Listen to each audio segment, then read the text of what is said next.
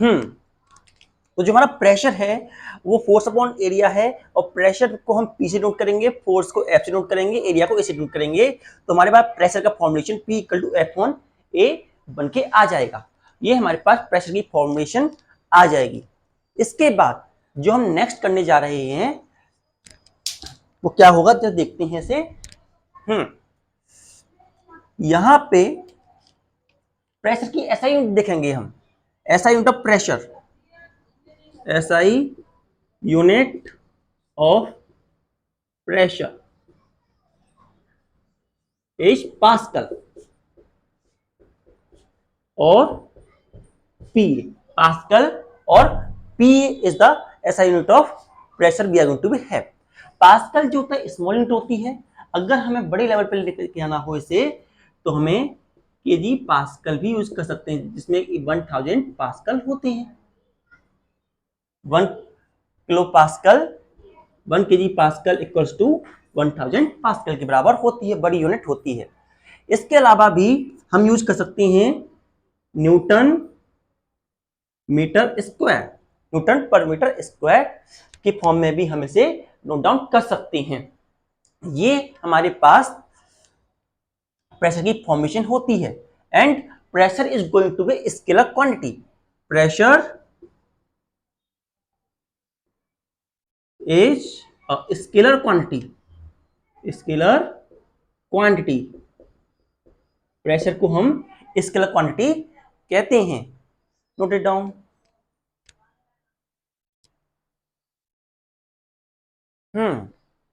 इसके बाद जो हमारे पास नेक्स्ट आता है वो है थ्रस्ट। थ्रस्ट थ्रस्ट को हम डिफाइन कर सकते हैं as perpendicular force acting per unit, perpendicular force acting on a body. एक परपेंडिकुलर फोर्स जो कि बॉडी पर एक्ट कर रही है उसे हम थ्रस्ट कहते हैं। So we have defined as perpendicular force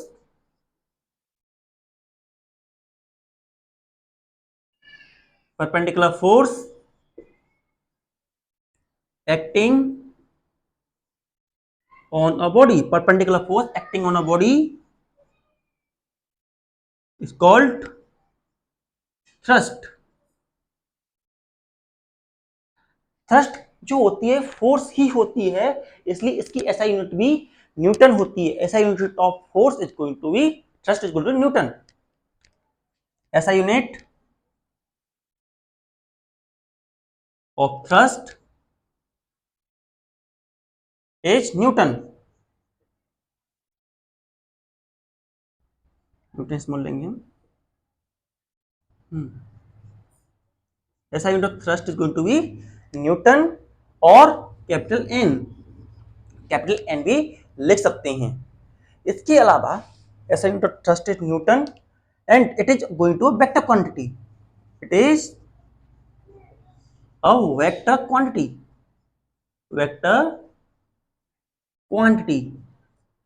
जो थ्रस्ट होती है वो वेक्टर क्वांटिटी होती है, और जो परपेंडिकुलर फोर्स एक्ट कर रही है बॉडी पर यूनिट एरिया, ये हमें डेफिनेशन देती है प्रेशर की। तो pressure in term of thrust को हम डिफाइन कर सकते हैं। प्रेशर सिंपल मैन में क्या होता है, perpendicular force acting on a body, and perpendicular force को हम थ्रस्ट कहते हैं। तो thrust per unit area is called pressure. So pressure की हमारे पास डेफिनेशन क्या आ गई, pressure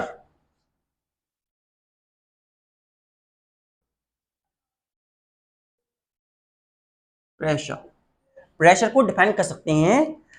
it is defined as thrust per unit area, thrust per unit area, and pressure equal to thrust upon area.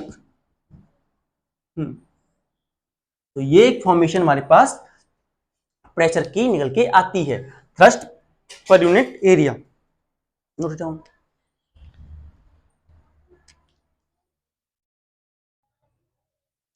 Now we are going to deal with some daily life example based on pressure and thrust. तो उनमें से हम पहला example लेंगे, why the straps of bag are going to be white.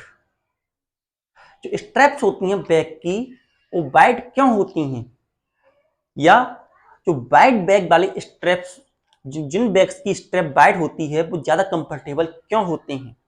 So question is this, why straps of bag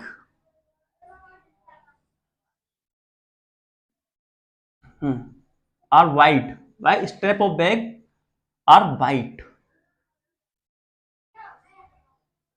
जो straps होती हैं अगर वो वाइड होंगी तो वो कंफर्टेबल क्यों होती हैं. Why the straps, why the wide strap are going to be comfortable.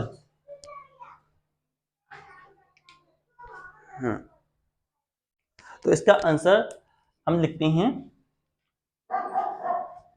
It is because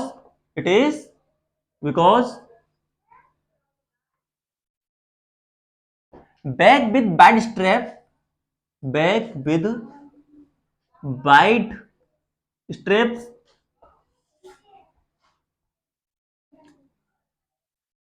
exert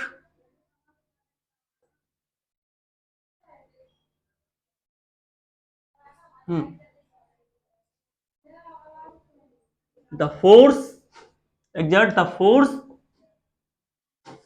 on large area, on large area, due to which pressure on shoulder, pressure on shoulder get decreases,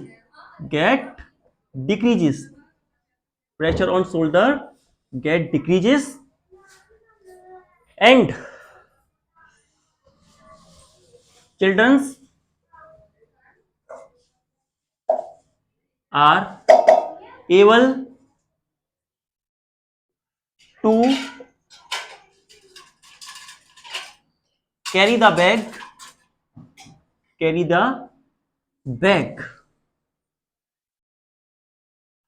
ये इसलिए होता है क्योंकि जो bad strips होती हैं, bad strip होने से लार्ज एरिया मिलता है, लार्ज एरिया होने से प्रेशर कम होता है, प्रेशर कम होता है तो चिल्ड्रन जो होते हैं बड़ी आसानी से बैग को कैरी कर लेते हैं. वहीं while in small strip, while in small strips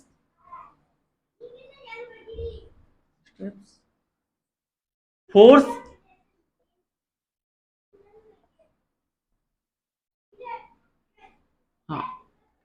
force act on small area and increase the pressure, and increase the pressure,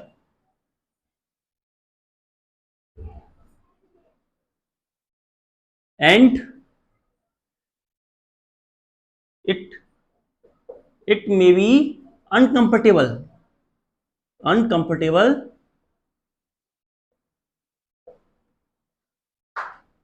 for children's, it may be uncomfortable for children's, जो कि children's के लिए comfortable नहीं होता है.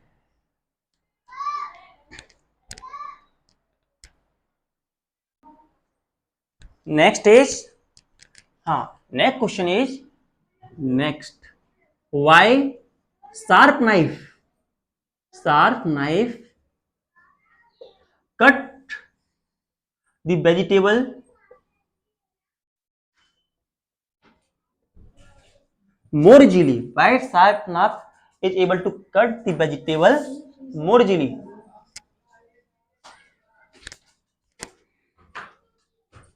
More easily as compared to blunt knife. As compared to blunt knife. As compare to blunt one. Blunt knife के comparison में sharp knife बड़ी आसानी से सब्जियों को कट क्यों कर देता है? तो इसका आंसर भी देते हैं। Sharp knife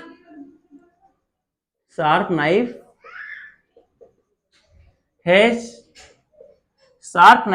very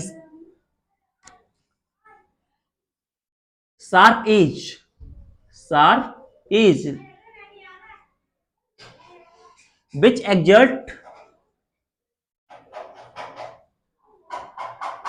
a force the force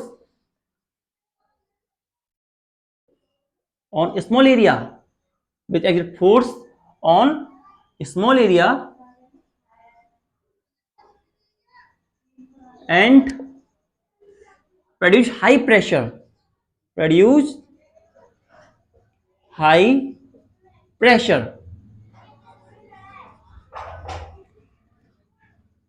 due to which vegetables get cut very easily. Vegetables get cut very easily. Vegetables बड़ी आसानी से कट जाती हैं। वहीं in case of blunt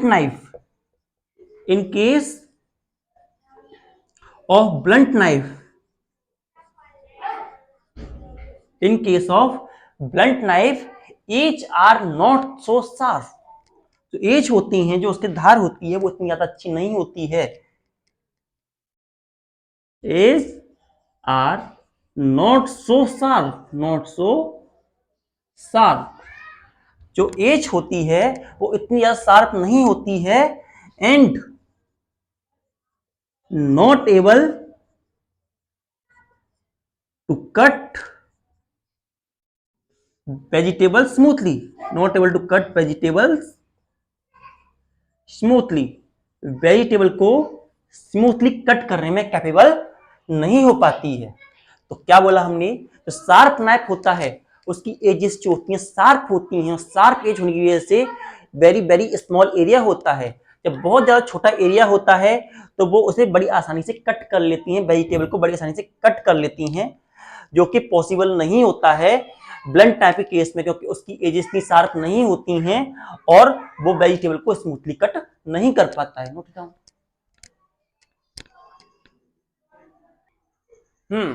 third question is why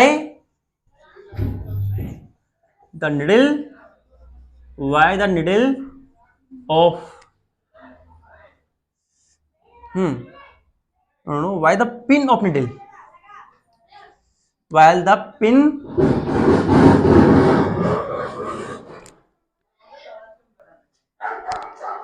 by the tip of needle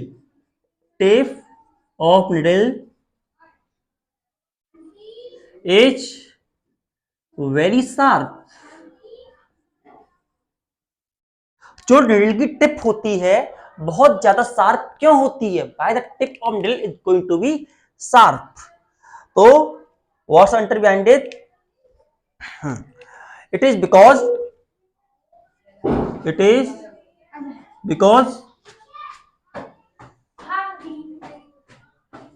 if the tip of needle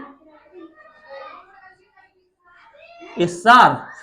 अगर हम पहले बोल दें, अगर उसकी ड्रिल टिप, जो हमारी नीडल है उसकी टिप शार्प होगी तो वो उन कपड़ों में बड़ी आसानी से प्रेसिज कर जाएगी, उन कपड़ों में बड़ी आसानी से घुस जाएगी और उन्हें धागे से सिल सकते हैं हम बड़ी आसानी से, क्योंकि टिप का एरिया कम होगा और टिप का एरिया कम होगा तो हमें बड़ी आसानी से कपड़ों को सिलने में परेशानी, बड़ी आसानी से कपड़ों को हम सिल पाएंगे, हमें परेशानी नहीं होगी।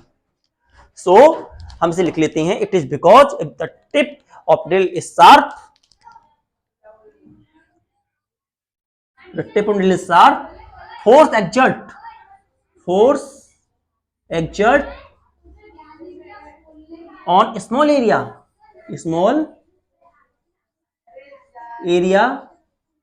and pressure produced, pressure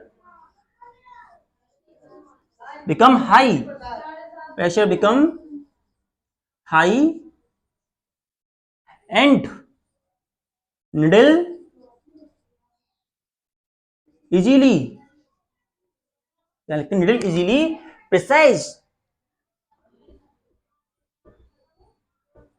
into the cloth, और हमारी जो needle है बड़ी आसानी से क्लॉथ के अंदर चली जाएगी और क्लॉथ को हम बड़ी आसानी से स्विंग कर सकते हैं, और उन्हें धागे से बुन सकते हैं। Note down.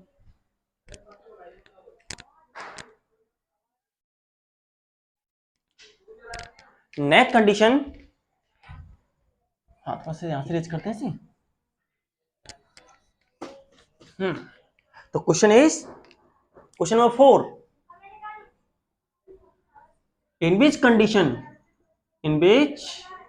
condition pressure is high, pressure is more? First, when the person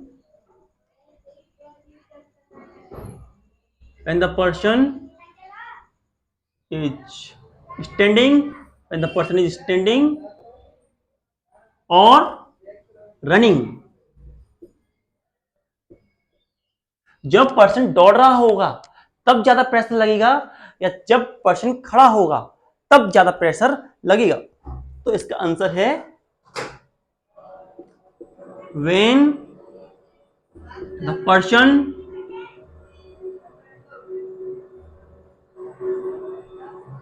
pressure हो गया PER, when the person is standing or running, तो when person is standing, pressure is less, pressure is less,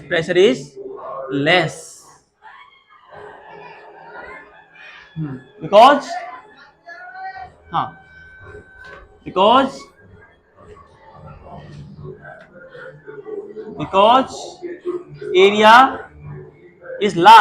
area is large, क्योंकि हम दो पैरों पे खड़े हैं, we are going to stand on two foots, तो area is going to be large, जो हमारा एरिया होगा वो लार्ज होगा। वहीं when person is running, when person is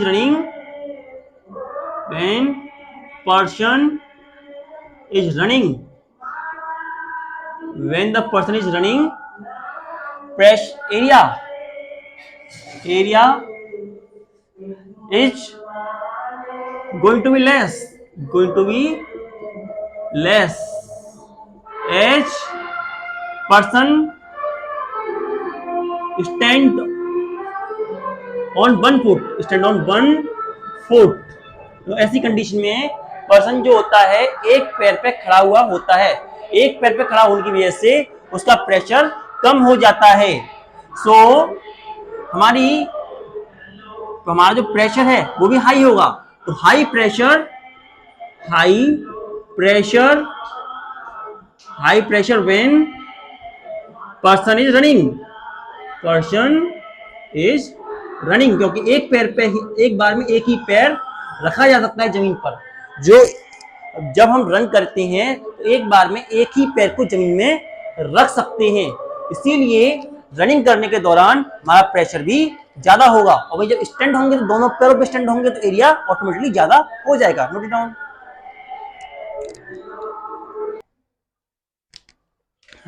इन सब के अलावा भी थोड़े बहुत एग्जांपल मिल लेते हैं, लाइक दैट ट्रैक्टर, फिफ्थ हम लेते हैं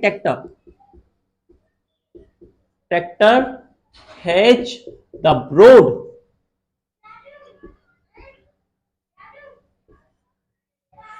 टायर्स, तो ट्रैक्टर होता है उसके टायर ब्रॉड होते हैं, टू एक्सर्ट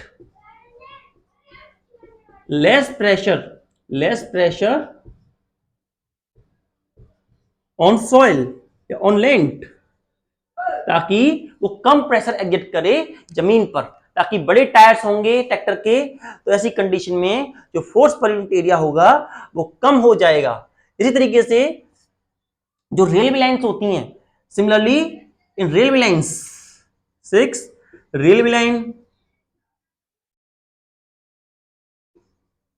लाइन की कंडीशन भी यही होती है कि जो पटरीज होती हैं वो एक दूसरे से काफी डिस्टेंस पर होती हैं, इस तरीके से दे हैव प्रॉपर डिस्टेंस, जिससे कि जो ट्रेन चल रही है, यहाँ पर ट्रेन चल रही है इस तरीके से, उसके पहिए जो हैं, व्हील्स जो हैं ट्रेन के, अगर यहां से एरिया बहुत ज्यादा हो जाता है तो इतनी बड़ी ट्रेन को संभालने के लिए जो जमीन फोर्स नीचे लग रही है, फोर्स एफ, और ये एरिया, तो एरिया बहुत बड़ा होता है, और एरिया बहुत बड़ा होने की वजह से जो प्रेशर होता है वो कम हो जाता है।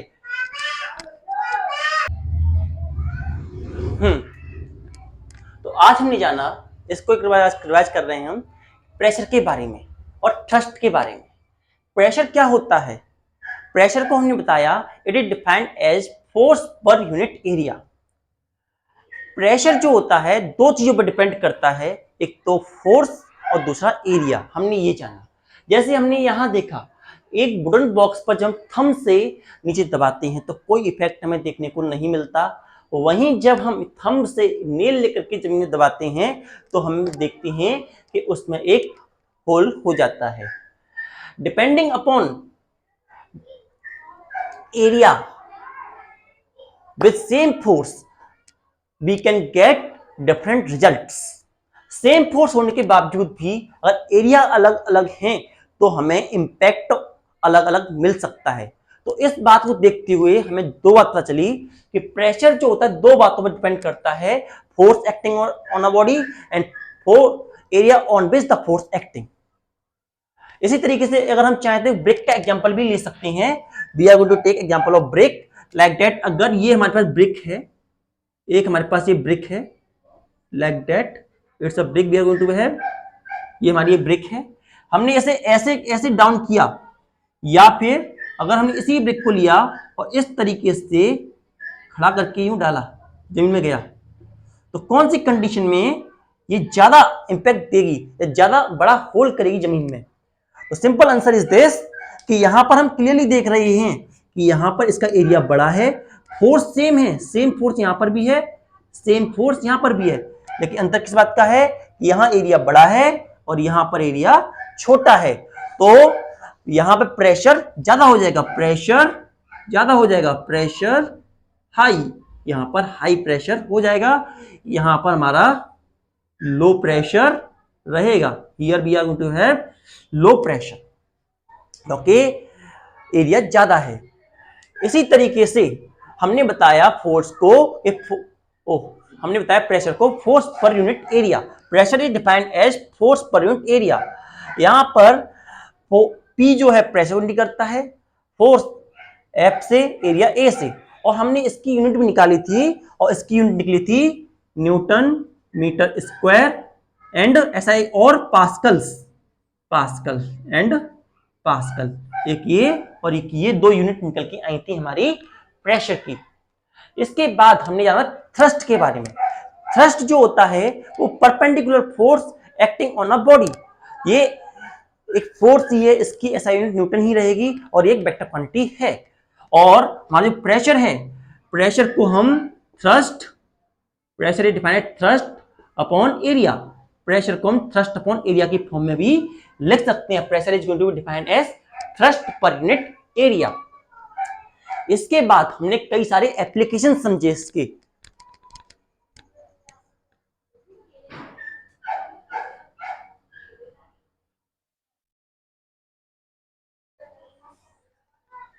वो एप्लीकेशन हमारे कुछ इस तरीके से थे कि जो स्ट्रेप होती है बैग की वो वाइड होती है, क्योंकि जो वाइड स्ट्रेप होती है वो फोर्स एग्जर्ट करती है लार्ज एरिया पर, और जब लार्ज एरिया पर फोर्स एग्जर्ट करती है तो प्रेशर कम हो जाता है, और प्रेशर हमारे शोल्डर्स पे कम हो जाता है तो हम सामान को बहुत लंबे समय तक उठा के रख सकते हैं।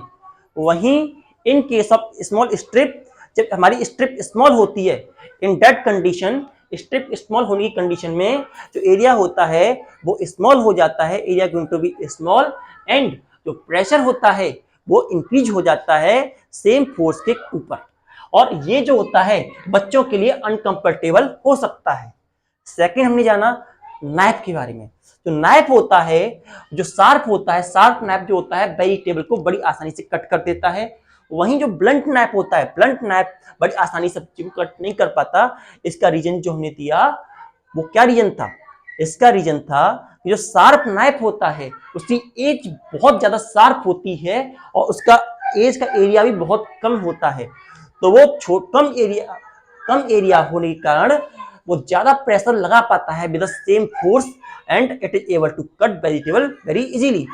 वहीं in case of blunt knife के केस में हमने ये जाना कि उसके जो एजेस होते हैं वो इतने शार्प नहीं होते और वो इतनी अच्छी तरीके से वेजिटेबल कट भी नहीं कर पाता है, क्योंकि उसका एरिया बड़ा है तो प्रेशर भी कम लगाएगा। इसी तरीके से सेकंड हमने जाना कि why the strip of needle is very sharp. जो हमारी स्ट्रिप जो निडल होती है उसकी टिप जो होती है बहुत ज्यादा शार्प होती है। क्यों? क्योंकि शार्प होगी तो हम कपड़ों में बड़ी आसानी से उसे प्रिसाइज कर सकते हैं, प्रिसाइज कर सकते हैं और कपड़ों को सिल कर सकते हैं, सीन सकते हैं। नेक्स्ट हमने जाना कि कौन सी कंडीशन में ज्यादा प्रेशर लगता है। इसे हम इस तरीके से पूछ सकते हैं कि जब पर्सन स्टैंड खड़ा हुआ है तब ज्यादा प्रेशर लगाएगा या जब पर्सन बैठा हुआ है तब ज्यादा प्रेशर लगाएगा। तो आंसर है जब पर्सन खड़ा होता है, जब पर्सन खड़ा होता है तो ऐसी कंडीशन में उसके दोनों पैर होते हैं, तो ऐसी कंडीशन में उसका एरिया ज्यादा होता है। वहीं अगर बैठा हुआ है, अगर वो बैठा हुआ पर्सन तो उसका एरिया और ज्यादा हो गया, एरिया बहुत ज्यादा हो गया तो प्रेशर और कम हो गया। लेकिन जब वो दौड़ रहा है तो वो एक ही पैर पे दौड़ रहा है तो ऐसी कंडीशन में उसका एरिया कम हो गया। बैठने में एरिया बढ़ गया तो प्रेशर और कम हो गया। वहीं खड़े होने में और दौड़ने में भी प्रेशर में कमी आती है। सेकेंड, ट्रैक्टर के टायर जो ब्रॉड होते हैं वो इसलिए होते हैं ताकि वो खेतों में बड़े कम प्रेशर लगाए और बड़ी आसानी से हमारे खेतों में प्लग कर सके।